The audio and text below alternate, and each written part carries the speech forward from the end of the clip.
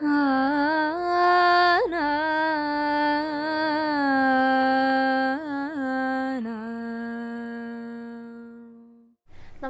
Guruvayur devotees ഓൺലൈനിലേക്ക് ഏവർക്കും സ്വാഗതം. സർവം കൃഷ്ണമയം. കൃഷ്ണായ വാസുദേവായ ദേവകീ നന്ദനായ ച നന്ദഗോപകുമാരായ ഗോവിന്ദായ നമോ നമഃ. ഈ തമ്പനയിൽ കണ്ടിട്ടുണ്ട് എല്ലാവരും ഒന്ന് ഞെട്ടിപ്പോയിട്ടുണ്ടായിരിക്കും അല്ലേ? ആ കവർ കണ്ടു കഴിഞ്ഞാൽ തന്നെ നമ്മുടെ മനസ്സിലേക്ക് ഏറ്റവും ആദ്യം വരുന്നത് എന്തായിരിക്കും? അതിനെക്കുറിച്ചാണ് ഇന്ന് പറയാൻ പോകുന്നത് കേട്ടോ. പലർക്കും സുപരിചിതമായിട്ടുള്ള ഗുരുവായൂർ ക്ഷേത്രത്തിലെ വളരെ പ്രധാനപ്പെട്ട ഒരു വഴിപാടാണ്, മറ്റൊന്നുമല്ല, അഹസ്സിനെ കുറിച്ചാണ് പറയാനായിട്ട് പോകുന്നത് കേട്ടോ. അഹസ് എന്ന് പറഞ്ഞു കഴിഞ്ഞാൽ രാവിലെയും രാത്രിയും, അതായത് പകലും രാത്രിയും എന്നാണ് ആ ഒരു സമയത്തെ സൂചിപ്പിക്കുന്ന ഒരു പദമാണത്. അപ്പോൾ ആ ഒരു സമയത്ത് നടക്കുന്ന പൂജകൾ അതിൻ്റെ ഒരു ഭാഗമാകാനായിട്ട് നമുക്ക് സാധിക്കുക എന്നാണ് അഹസ് കൊണ്ട് ഉദ്ദേശിക്കുന്നത്. പലർക്കും അഹസിനെ കുറിച്ച് അറിയാം. നമ്മുടെ വീഡിയോയിൽ പലതവണ അത് പറഞ്ഞിട്ടുമുണ്ട്. എന്താണ് അഹസ്, എന്തിനു വേണ്ടിയാണ് ചെയ്യുന്നത്, എങ്ങനെയാണ് അത് ചീട്ടാക്കേണ്ടതെന്നൊക്കെ ഭൂരിഭാഗം പേർക്കും അറിയാം. ഇപ്പോൾ കുറച്ച് നാൾ മുന്നേ തന്നെ ദേവസ്ഥത്തിലൊരു ജീവനക്കാരൻ വിഷ്ണുവിൻ്റെ അടുത്താണ് കേട്ടോ പറഞ്ഞത്, നിങ്ങളുടെ വീഡിയോയിലൂടെ ഇങ്ങനെ ഒരു വഴിപാടിനെ കുറിച്ച് 10 പേര് അറിഞ്ഞു, അത് വളരെ നല്ലൊരു കാര്യമാണ്. പക്ഷെ ഇതിന് പ്രസാദം വാങ്ങണം എന്നുള്ളത്, അല്ലെങ്കിൽ വാങ്ങാൻ വരുന്ന സമയം ഏതാണെന്നുള്ളതൊന്നും പലർക്കും അറിയില്ല. അപ്പോൾ അതുകൂടെ ഒന്ന് വീഡിയോയിൽ കൃത്യമായിട്ടൊന്ന് പറഞ്ഞു കൊടുക്കും, അത് അറിയാത്തവരും ഉണ്ട് എന്ന് പറഞ്ഞിട്ടുണ്ടായിരുന്നു കേട്ടോ. അത് ശരിയാണ്. പലരും നമ്മളടുത്ത് വിളിച്ച് ചോദിക്കാറുണ്ട്. അവർ വിചാരിക്കുന്നത് അഹസ് ഷീട്ടാക്കി കഴിഞ്ഞാൽ ഭക്തർ വിചാരിക്കുന്നത് അതിൽ ദർശനമൊക്കെ നടത്താനായിട്ട് സാധിക്കുന്നതാണ്. അപ്പോൾ അങ്ങനെയൊന്നുമില്ല കേട്ടോ. അഹസ് ഷീട്ടാക്കി കഴിഞ്ഞാൽ ഭഗവാനെ ദർശിക്കാനായിട്ട് സാധിക്കില്ല. ഭഗവാന്റെ പൂജകളുടെ പ്രസാദമാണ് നമുക്ക് വാങ്ങിക്കാനായിട്ട് സാധിക്കുക. അപ്പോൾ അത് എപ്പോഴൊക്കെയാണ് വാങ്ങേണ്ടത്, എന്തൊക്കെയാണ് ലഭിക്കുക എന്നൊന്നും പലർക്കും അറിയില്ല.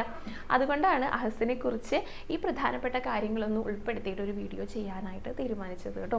തീർച്ചയായിട്ടും എല്ലാവർക്കും ഉപകാരപ്രദമാകുന്ന ഒരു വീഡിയോ തന്നെയായിരിക്കും. അപ്പോൾ വീഡിയോ മുഴുവനായിട്ട് കാണാൻ എല്ലാവരും ശ്രമിക്കുക. പിന്നെ അതുകൂടാതെ വേറെയും പ്രധാനപ്പെട്ട 1-2 ചോദ്യങ്ങൾ കൂടെ, 1-2 സംശയങ്ങൾ കൂടെ ഉൾപ്പെടുത്തിയിട്ടുണ്ട്. അപ്പോൾ എല്ലാവരും വീഡിയോ മുഴുവനായിട്ട് കാണാം കേട്ടോ. അപ്പോൾ നമ്മൾ വീഡിയോയിലേക്ക് കടക്കുന്നതിന് മുൻപായിട്ട് അലങ്കാരങ്ങളും പറയാറുണ്ടല്ലോ. ഗുരുവായൂരപ്പൻ്റെ ഇന്നലത്തെ അലങ്കാരം പറഞ്ഞുകൊണ്ട് നമുക്ക് തുടങ്ങാം. ഇന്നലെ നമ്മുടെ ഭഗവാനെ മത്സ്യാവതാര രൂപത്തിലായിരുന്നു കേട്ടോ ചാർത്തിയിട്ടുണ്ടായിരുന്നത്. അതിലേക്ക് ചുവടെ മത്സ്യത്തിൻ്റെ രൂപത്തിലും മുകളിലേക്ക് മഹാപ്രഭുവായിട്ട് ശംഖുചക്ര ഗദാപത്മത്തോട് കൂടിയിട്ടാണ് ഭഗവാന്റെ അലങ്കാരം ഉണ്ടായിരുന്നത്. ഇനി ഇന്നലത്തെ വീഡിയോയിൽ ശരിക്കും പറഞ്ഞിട്ടുണ്ടായിരുന്നു, കാരണം ഇന്നലെ ഉച്ചപൂജയൊക്കെ നേരത്തെ കഴിഞ്ഞുല്ലോ, ഭഗവതിയമ്മയുടെ താലപ്പൊലിയൊക്കെ ആയതുകൊണ്ട്. അതുകൊണ്ട് ഇന്നലത്തെ വീഡിയോയിൽ ഞാൻ പറഞ്ഞിട്ടുണ്ടായിരുന്നു. താലപ്പൊലിയുടെ വീഡിയോസും എല്ലാവരും കണ്ടിട്ടുണ്ടെന്ന് പ്രതീക്ഷിക്കുകയാണ് കേട്ടോ. ഭഗവതിയമ്മയ്ക്ക് ഇന്നലെ പറ വയ്ക്കാനായിട്ട് സാധിച്ചു. ഒരു വലിയൊരു അനുഗ്രഹമാണ്, അതൊക്കെ ഒരു സന്തോഷമുള്ളൊരു കാര്യമാണ്. അരിപ്പറയും നെൽപ്പറയും അതുപോലെ മലരും കുങ്കുമവും മഞ്ഞളൊക്കെ പറവച്ചു കേട്ടോ. പക്ഷെ ആ പറവച്ച് കഴിഞ്ഞിട്ട് പിന്നീട് കുറച്ച് അധിക സമയം ഇന്നലെ അവിടെ ചിലവഴിക്കാനായിട്ട് സാധിച്ചില്ല. വേഗം ഞങ്ങൾ തിരിച്ചു പോന്നു. കാരണം എന്താണെന്നറിയോ, ഇന്നലെ ശുക്രൻ്റെ ഒരു ഡാൻസ് പ്രോഗ്രാം ഉണ്ടായിരുന്നു. ശുക്രൻ അംഗൻവാടിയിലൊക്കെ പോകുന്നുണ്ട്. മുൻപ് കുറച്ച് മടിയൊക്കെ ഉണ്ടായിരുന്നു ശുക്രനെ, അപ്പോൾ പോക്കൊക്കെ നിർത്തിയതായിരുന്നു. ഇപ്പോൾ പക്ഷെ പോകുന്നുണ്ട്. അപ്പോൾ കുട്ടിയുടെ ആദ്യത്തെ ഒരു പ്രോഗ്രാമാണല്ലോ, അപ്പോൾ അതിന് പോകണം എന്നുള്ള ഒരു രീതിയിൽ ഞങ്ങൾ നേരത്തെ തന്നെ ഇറങ്ങി. പക്ഷെ അവിടെ എത്തുമ്പോഴേക്കും കഴിഞ്ഞു കേട്ടോ. കാരണം ചെറിയ കുട്ടികളുടെയൊക്കെ ഡാൻസ് പ്രോഗ്രാം എന്നൊക്കെ പറഞ്ഞു കഴിഞ്ഞാൽ ഒരു 3-4 മിനിറ്റൊക്കെ അല്ലേ പാട്ടൊക്കെ ഉണ്ടായിരിക്കുള്ളൂ. അതിൻ്റെ ഉള്ളിൽ 2 ചാട്ടം അങ്ങട് 2 ചാട്ടം ഇങ്ങട് ഒരു കറക്കം ഇത്രയൊക്കെ ഉണ്ടാവുള്ളൂ. അപ്പോൾ അതൊക്കെ വേഗം കഴിഞ്ഞു. അതുകൊണ്ട് നേരിട്ട് കാണാനൊന്നും സാധിച്ചില്ല.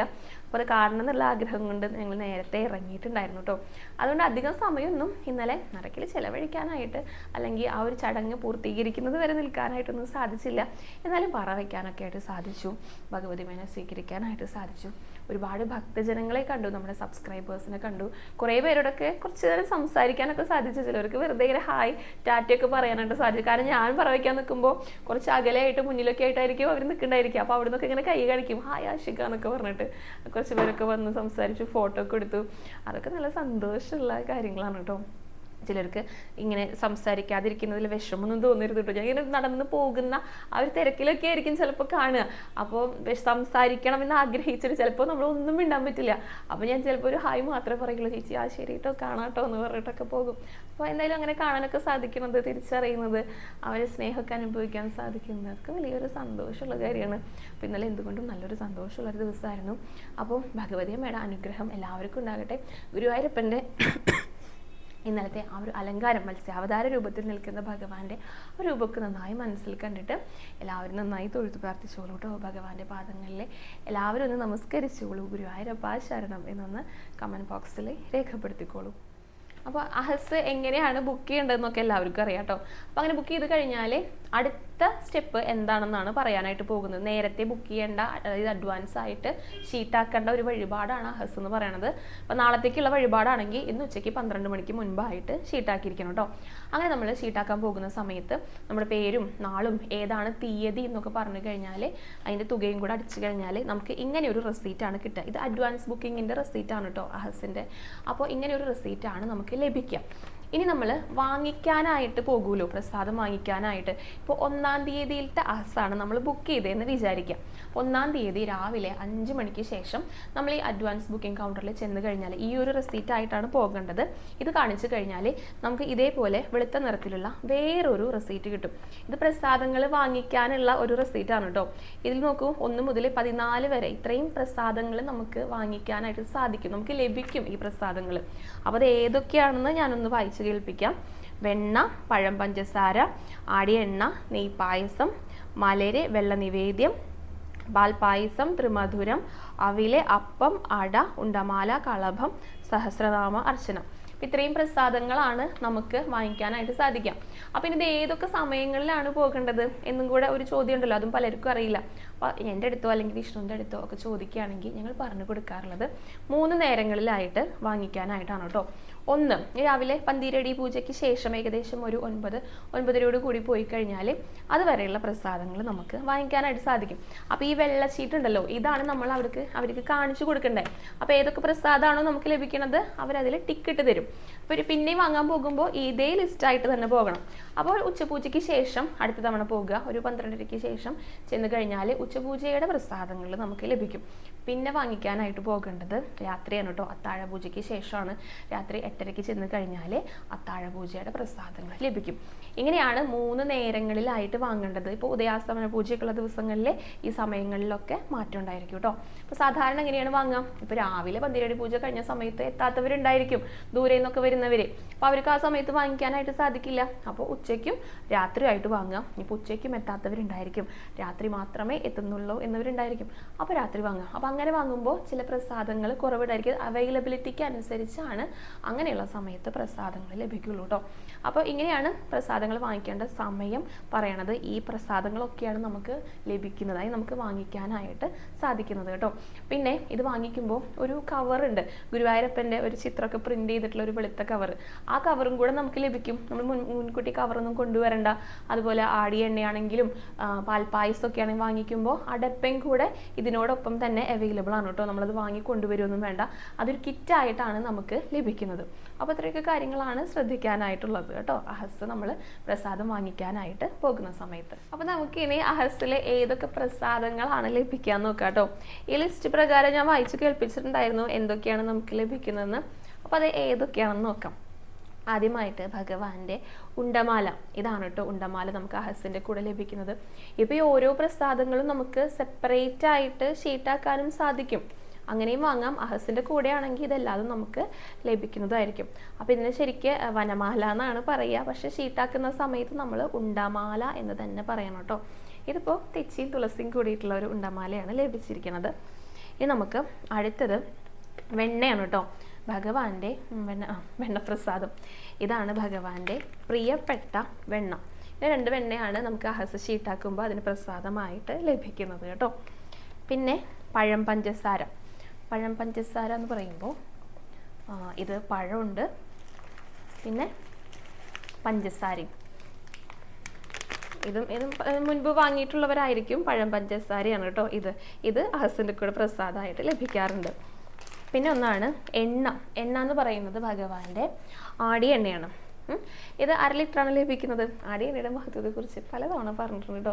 എന്തൊക്കെ അസുഖങ്ങളൊക്കെ ഉണ്ടെങ്കിലും അതൊക്കെ മാറാനായിട്ട്, ഇപ്പോൾ വേദനകൾ ഏത് തരത്തിലുള്ളതായിക്കോട്ടെ വിശ്വസിച്ച് ഉപയോഗിച്ച് കഴിഞ്ഞാൽ ഇത് ഭഗവാന്റെ മരുന്നാണെന്നാണ് പറയുക. അപ്പോൾ ആടിയ എണ്ണ അഹസിൻ്റെ കൂടെ പ്രസാദമായിട്ട് നമുക്ക് ലഭിക്കാറുണ്ട്. പിന്നെ ഒന്ന് നെയ്പായസമാണ്. നെയ്പായസം കാണാം കേട്ടോ. ഇതാണ് നെയ്പായസം ഈ ടിന്നിലുള്ളത്. നല്ല മധുരത്തിലുള്ള ഒരു പായസമാണ്. മധുരമൊക്കെ ഇഷ്ടപ്പെടുന്നവർക്ക് തീർച്ചയായിട്ടും ഇഷ്ടപ്പെടുന്ന നല്ല സ്വാദുള്ള ഭഗവാന്റെ നെയ്പായസം. പിന്നെ മലരാണ് കേട്ടോ. ഇതാണ് മലര്. മലരും പലരും കഴിച്ചിട്ടൊക്കെ ഉണ്ടായിരിക്കും. മടിയൊക്കെ മാറാനായിട്ട് വളരെ നല്ലതാണ് കുട്ടികൾക്ക് കൊടുക്കുന്നത്, മലരൊക്കെ ഷീട്ടാക്കുന്നത് പറയാറുണ്ട്. അപ്പോൾ ഇതാണ് മലര്, ഇത് അഹസിൻ്റെ കൂടെ ലഭിക്കാറുണ്ട്. പിന്നെ ഒന്ന് വെള്ളനേദ്യമാണ്. വെള്ളനീര് ഇപ്പോൾ ഈ കുട്ടികളൊക്കെ ഭക്ഷണം കഴിക്കാനൊക്കെ ആയിട്ട് മടി കാണിക്കുന്നവരുണ്ടായിരിക്കും. ശുക്രനൊക്കെ നല്ല മടിയൊക്കെ ഉണ്ട് ഭക്ഷണം കഴിക്കാനായിട്ട്. അപ്പോൾ വെള്ളനീതിയൊക്കെ ഷീട്ടാക്കി കൊടുക്കുന്നത് നല്ലതാണെന്ന് പറയാറുണ്ട് കേട്ടോ. അപ്പോൾ അതാണ് വെള്ളനീദ്യം. പിന്നെ ഒന്ന് പാൽപ്പായസമാണ്. ഇത് പാൽപ്പായസം ഈ ഡപ്പയിലല്ല കേട്ടോ ലഭിക്കുക. ഇത് ഞാൻ നിങ്ങൾക്ക് മനസ്സിലാകാൻ വേണ്ടിയിട്ട് ഇവിടെ വെച്ചതാണ്. ശരിക്കും പാൽപ്പായസമൊക്കെ കുടിച്ച് കഴിഞ്ഞിരിക്കണം.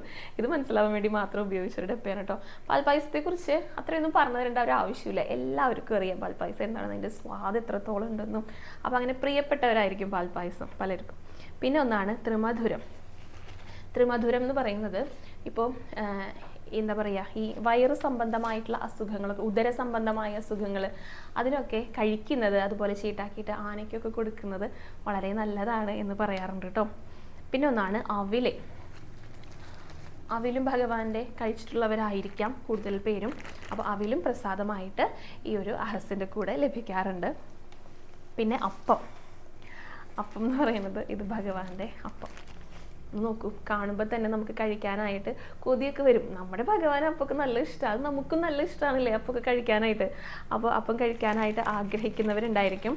അപ്പോൾ ഇനി വരുന്ന സമയത്ത് തീർച്ചയായിട്ടും വാങ്ങിക്കാനായിട്ട് സാധിക്കട്ടെ കേട്ടോ. അപ്പോൾ അപ്പം നല്ല രുചിയാണ് കഴിക്കാനായിട്ട്, നെയ്യിൻ്റെയൊക്കെ ഒരു സ്വാദും പഴമൊക്കെ ഇട്ടിട്ടുള്ളത്. അപ്പോൾ കഴിക്കാനായിട്ട് നല്ല സ്വാദാണ്. അപ്പോൾ അത് നമുക്ക് പ്രസാദമായിട്ട് ലഭിക്കാറുണ്ട് കേട്ടോ.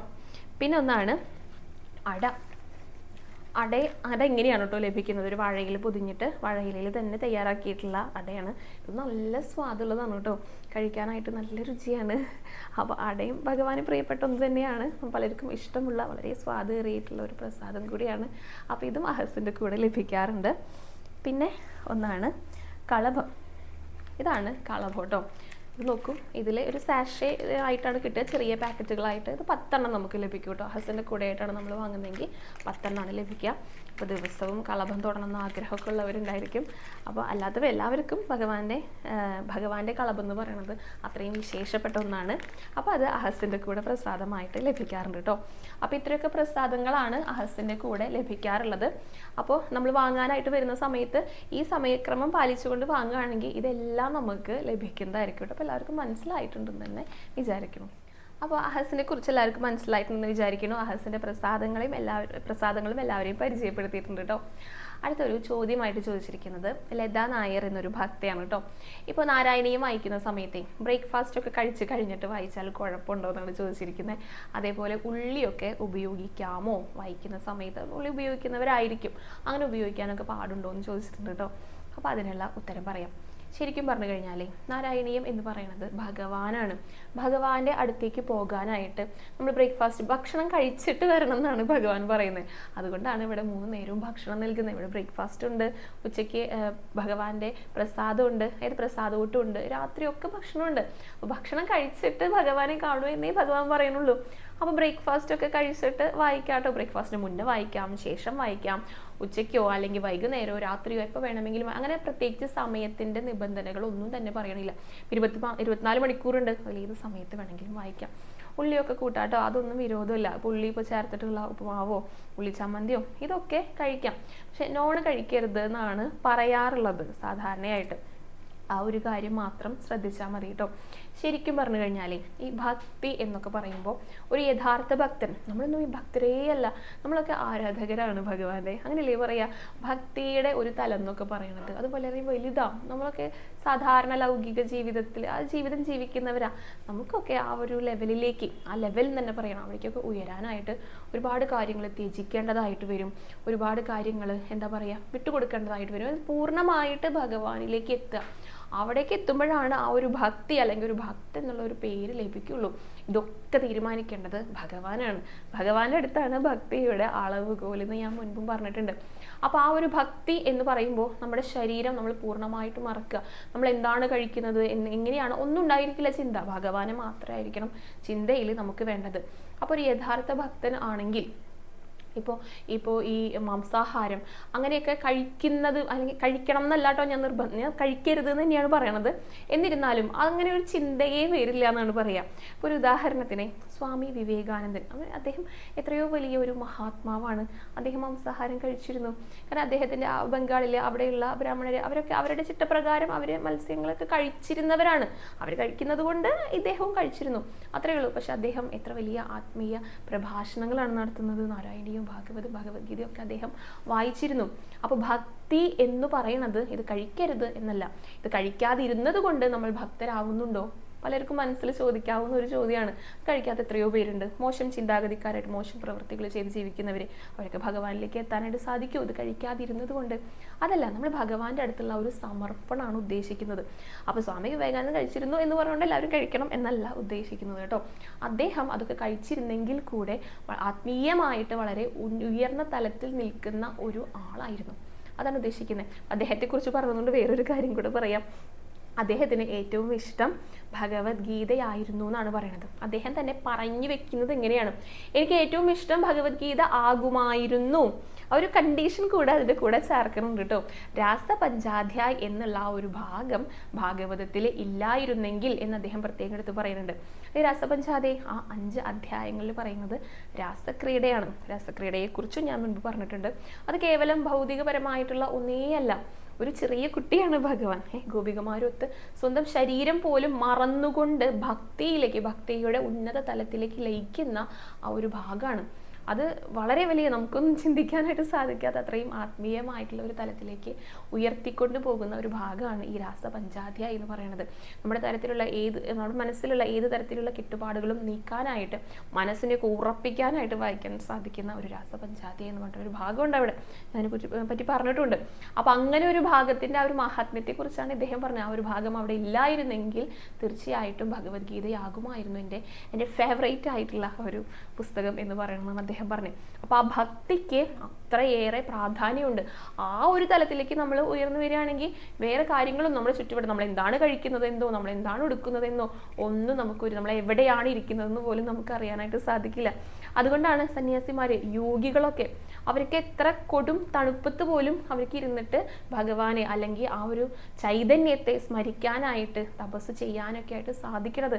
അവർക്ക് വേറെ ഒരു തരത്തിലുള്ള ബോധവും ഇല്ല, പരിസര ബോധമില്ല. അല്ലെങ്കിൽ അവർക്ക് എന്താണ്, അവർ ശരീരധർമ്മം നിർവഹിക്കാനായിട്ട് എന്തെങ്കിലും കഴിക്കുന്നു, അത്രയേ ഉള്ളൂ, അത്രേ വേണ്ടു. പിന്നെ എല്ലാം ഭഗവാനാണ് അവർക്ക്. അപ്പം അങ്ങനെയുള്ളവർക്കൊന്നും ആ ഒരു ചിന്തയൊന്നും ഉണ്ടായിരിക്കില്ല. നമ്മൾ അവിടേക്കൊക്കെ വളരണമെങ്കിൽ കുറേ കാലം എടുക്കും.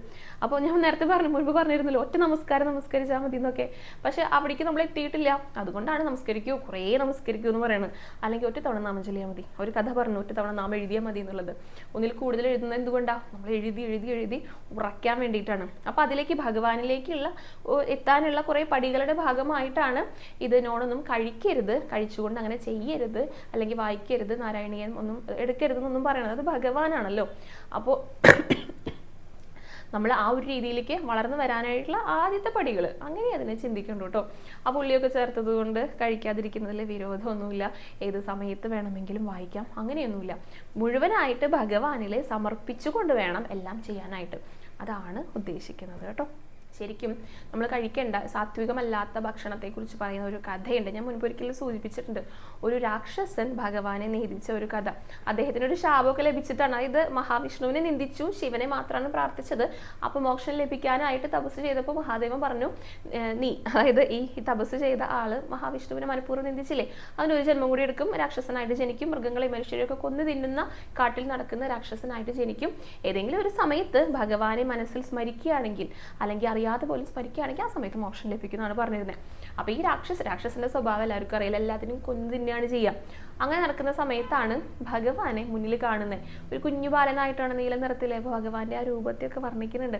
ആ കുഞ്ഞു താമരപ്പൂ പോലെയുള്ള കാൽപാദങ്ങൾക്കൊക്കെ എന്തൊരു ഭംഗിയാണ്, അല്ലെങ്കിൽ പീതാമരപ്പെട്ട് എന്ത് ഭംഗിയാണ്, അങ്ങോട്ട് കാറ്റിലൊക്കെ ഇങ്ങനെ ആടി ഉലയുന്ന കിങ്ങിണി, അതുപോലെ മാറത്തെ ആ ഒരു മറുകിൻ്റെ ആ ഒരു ശോഭ, ആഭരണങ്ങൾ, അതുപോലെ ഭഗവാന്റെ പുഞ്ചിരി, ആ മകരകുണ്ടലങ്ങൾ തട്ടുമ്പോൾ കവിളിനൊക്കെയുള്ള ആ ഒരു ഭംഗി, നെറ്റിയിലെ ഗോപിക്കുറി, പിന്നെ ആ പീലിത്തിരുമുടിയൊക്കെ, അതൊക്കെ ഇളകുന്ന ആ കാഴ്ചകളൊക്കെ അദ്ദേഹം വർണ്ണിക്കുന്നു. ഇതൊക്കെ കണ്ടപ്പോൾ ഇദ്ദേഹത്തിൻ്റെ മനസ്സിൽ ആനന്ദം നിറയെ കുട്ടി ആരാണ്, അപ്പോൾ കൃഷ്ണനാണ് എന്ന് പറഞ്ഞു. അപ്പോൾ കൃഷ്ണൻ എന്നുള്ള ആ പേര് ഉച്ചരിക്കുമ്പോൾ തന്നെ ഇദ്ദേഹത്തിൻ്റെ മനസ്സിൽ ആനന്ദം നിറയാം. അപ്പോൾ ഈ കുട്ടിക്ക് എന്തെങ്കിലും കൊടുക്കണം എന്നുള്ളൊരു ചിന്ത വന്നു. അവൻ എന്താ ചെയ്യുന്നറിയോ, ഈ രാക്ഷസൻ എന്താ കഴിക്കുന്നത്, അതുകൊണ്ട് വന്നിട്ടാണ് കൊടുക്കുന്നത്. അവിടെ ഒരു സന്യാസി ഇരുന്ന് തപസ് ചെയ്യുന്നുണ്ടായിരുന്നു, കയ്യിലുള്ള ആയുധം കൊണ്ട് അതിനെ കൊന്നിട്ട് ആ ഒരു മൃതശരീരം കൊണ്ടുവന്നിട്ട് ഈ കുട്ടിയോട് കഴിക്കൂന്നാ പറയണേ ഭഗവാന്റെ അടുത്ത്.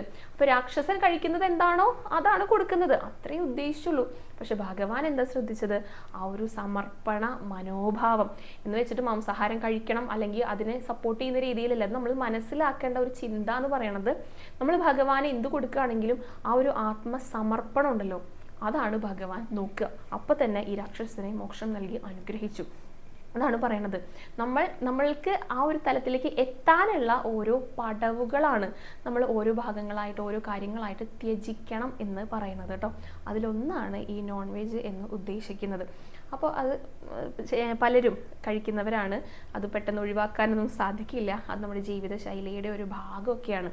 എന്നിരുന്നാൽ കൂടെ ഞാൻ പറഞ്ഞില്ലേ, ആത്മസമർപ്പണം അതിനാണ് പ്രധാനം. അതിന് എന്തൊക്കെ നമുക്ക് ചെയ്യാൻ സാധിക്കുമോ അതിനു വേണ്ടി നമുക്ക് ത്യജിക്കാവുന്ന ഒന്നാണോ ഇത്, അപ്പം അങ്ങനെയാണെങ്കിൽ അത് ചെയ്യുക, അതാണ് ഉദ്ദേശിക്കുന്നത് കേട്ടോ. ഓരോരുത്തരും ഔചിത്യത്തിനനുസരിച്ച് അത് ചെയ്യുക എന്നുള്ളതാണ് പറയാനായിട്ട് ഉള്ളത്. അപ്പോൾ ഇന്നത്തെ വീഡിയോ ഇത്രയേ ഉള്ളൂ. നമുക്ക് അടുത്ത വീഡിയോ നാളത്തെ വീഡിയോയിൽ കാണാം കേട്ടോ. ഹരേ കൃഷ്ണ, ഹരേ ഗുരുവായൂരപ്പ.